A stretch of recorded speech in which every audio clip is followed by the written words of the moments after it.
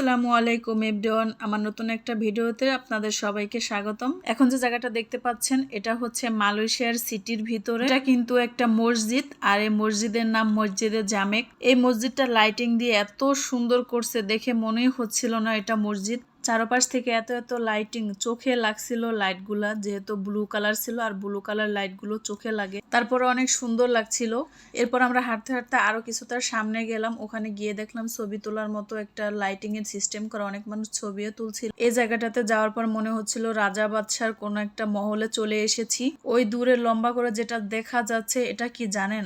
মালয়েশিয়ার সর্বপ্রথম যুদ্ধের স্বাধীন হওয়া স্পট হচ্ছে মানে এটা হচ্ছে মালয়েশিয়া যখন যুদ্ধ হয়েছিল ওই সময় এই জায়গাটা সর্বপ্রথম স্বাধীন হয়েছিল।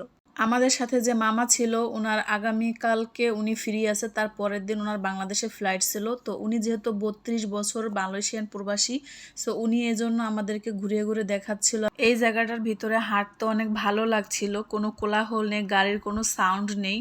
অনেকগুলো বাচ্চা ওরা একসাথে খেলাধুলা করছিল। এখানে আগামীকালকে নাকি মেলা হবে। এরপর আমরা হাঁটতে হাঁটতে আরো কিছুটা সামনে চলে আসি। এই তো বাচ্চারা, কত ছোট ছোট বাচ্চারা সাইকেল নিয়ে খেলা করছে। এখন যে মাঠটা দেখা যাচ্ছে, এই মাঠের নিচে কিন্তু বিশাল বড় একটা মার্কেট আছে। দেখে কি বোঝা যায় এটার নিচে যে একটা মার্কেট আছে? আমাদের বাংলাদেশে বিকেল হলে যেমন অনেকে বাদাম খায় বসে বসে, অনেক বাচ্চাকে নিয়ে এসে খেলাধুলা করে, এটা ওটা করে, এখানে ঠিক ওই রকম ভাবে সবাই ওই জিনিসগুলাই করতেছিল। এই মাঠের সাইডে দিয়ে হেঁটে হেঁটে আমরা আরো কিছুটা সামনে চলে আসলাম। আমার হাতের বাঁ সাইডে যে গর্তের মতো দেখা যাচ্ছে সিঁড়ি, এখান দিয়েই মূলত এই মার্কেটটাতে ঢুকতে হয়।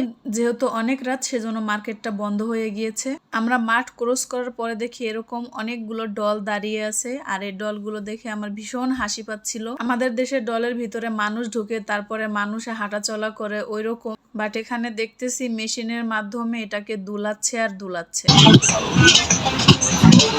এটাও কারেন্টের। আসসালামু আলাইকুম। সাথে আন্ডা মতো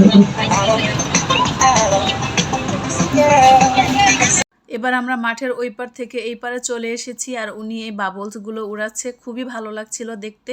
ওই তো ওইখান দিয়ে দেখাচ্ছিলাম ঢুকে, আর এখান দিয়েও ঢুকার আরেকটা জায়গা আছে। সারাদিন যেহেতু আমরা অনেক ঘোরাঘুরি করেছি, সো পেটে তো অনেক ক্ষুধা আছে। মামা আবার আমাদেরকে মালয়েশিয়ান একটা ট্র্যাডিশনাল পিঠা খাওয়ালো, যেটা আটার মধ্যে সিদ্ধ করে কালার মিশিয়ে চিনি মিশিয়ে বানিয়েছে। সেটা খেতে কেমন হবে ধারণা করতেই পারছেন। এখন আমরা রাতের খাবার খেয়ে নিব, আর এই খাবারটা মামাই আমাদেরকে খাইয়েছিল। এটা ছিল মালয়েশিয়ান একটা ট্র্যাডিশনাল ফুড।